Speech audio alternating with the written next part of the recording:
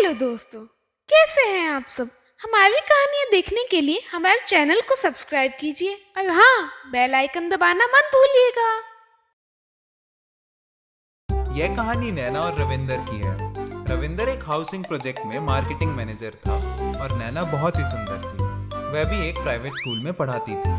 दोनों की शादी को 10 साल हो गए थे। नैना और रविंदर की लव मैरिज हुई थी। उनका एक 7 साल का बेटा था जिसका नाम सोनू था। शुरू में रविंदर नैना को बहुत प्यार करता था। महीने में 2 बार रेस्टोरेंट जाते थे। जब सोनू का जन्म हुआ तो धीरे धीरे दोनों के बीच दूरी आती गई। एक दिन की बात है, रविंद्र खाने के टेबल पर बैठा हुआ और थोड़ी देर में नैना नाश्ता लेकर आई। नैना ने चुपचाप अपने पति को नाश्ता लगाया और खुद भी बैठ गई। नैना, तुमसे कुछ बात करनी थी। हाँ कहिए। हम दोनों की शादी को 10 साल हो गए हैं और हम दोनों में से कोई भी खुश नहीं है। मैं मेरी ऑफिस की कलीग पायल को भी पसंद करने लगा। मुझे तुमसे डिवोर्स चाहिए। 2 मिनट बाद। अरे यार नैना, कुछ तो बोलो। कब तक ऐसे चलेगा? मुझे बिल्कुल पसंद नहीं है तुम्हारा चुप हो जाना। नैना उठकर चली जाती है। रविंद्र बिना नाश्ता किए ऑफिस चला जाता है। शाम को रविंद्र ऑफिस से घर आया तो आते ही नैना से पूछा, क्या सोचा तुमने? नैना ने कुछ नहीं बोला तो रविंद्र ने गुस्से में अपने कमरे में जाकर सो गया। अगले दिन सुबह रविंद्र चौंक कर उठ गया। नैना उसके सामने कुर्सी लेकर बैठी हुई थी। रविंद्र के उठते ही नैना बोल पड़ी, मेरी 2 शर्त है। क्या? पहली शर्त, सोनू के अगले सप्ताह एग्जाम शुरू हो रहे हैं। जब तक खत्म नहीं हो जाते उसके सामने ये बात नहीं आनी चाहिए। दूसरी शर्त, आने वाले 30 दिनों तक ऑफिस के लिए निकलते वक्त तुम मुझे अपनी बाहों में उठाकर बिल्डिंग से नीचे तक ले जाओगे। क्या पागल हो गई है तुम? चलो मान लिया कि सोनू को अभी नहीं बताऊंगा, लेकिन ये बाहों में उठाना क्या होता है? हम तीसरी मंजिल पर रहते हैं, चाहे जितने पैसे मांग लो, लेकिन ये सब मत मांगो यार। अगर तुम्हें मेरी दोनों शर्त मंजूर है तभी मैं तलाक के पेपर पे साइन करूंगी। और फिर नैना वहाँ से उठकर चली जाती है। फिर रविंद्र अपनी कार में ऑफिस चला जाता है। ऑफिस पहुंचकर वह अपनी प्रेमिका पायल से भी बात बताता है। यह सुनकर पायल हंसते हुए कहती है, क्या पागलों जैसी डिमांड है? तुम्हारी पत्नी तो बिल्कुल बेवकूफ है बेबी। हाँ बेबी, तुम बिल्कुल सही कह रही हो। कोई बात नहीं बेबी, 1 महीने की ही तो बात है, नौटंकी कर लो। ठीक है बेबी, तुम कहती हो तो कर लेता हूँ। अगले दिन सुबह नौटंकी का सिलसिला शुरू हुआ। रविंद्र नैना को अपने बाहों में उठाकर नीचे जाने लगा तो सोसाइटी के सब बड़े बच्चे उसके ऊपर हंसते और मुंह पर कमेंट करते, मजाक बनाते। अरे ये देखो, ये अंकल तो पगला गया है। अरे अपनी औरत देख लो अंकल। 3 दिन तक ऐसा ही चलता रहा और तीसरे दिन रविंद्र यह सबसे ऊब गया। वो ऑफिस जाकर सारा गुस्सा पायल पर निकालने लगा। क्या यार, तुमने कौन सा काम दे दिया? सभी सोसाइटी के लोग मेरी मजाक उड़ाते रहते हैं। ये सब तुम्हारी वजह से हो रहा है। यह सुनकर पायल भड़क गई और बोली, ये तुम्हारे और तुम्हारी पत्नी के बीच का मामला है, इसमें मुझे मत घसीटा करो। फिर पायल वहाँ से चली गई।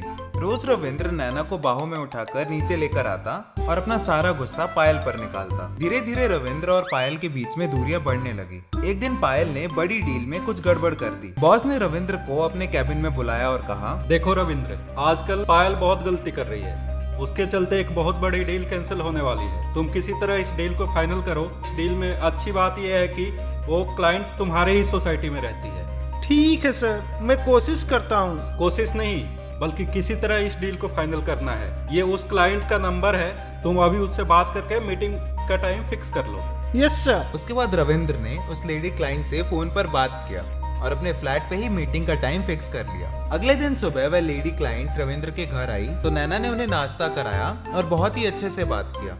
नैना की आदर सत्कार देखकर वह लेडीज क्लाइंट बहुत ही खुश हुई और रविंद्र से बोली, मैं तुम्हारी पत्नी के मेहमान नवाजी से बहुत खुश हुई। सिर्फ और सिर्फ तुम्हारे पत्नी की वजह से ये डील फाइनल कर रही हूँ। वो पायल तो बहुत ही बदतमीज लड़की है। तुम बहुत ही खुद किस्मत हो कि नैना जैसी पत्नी मिली।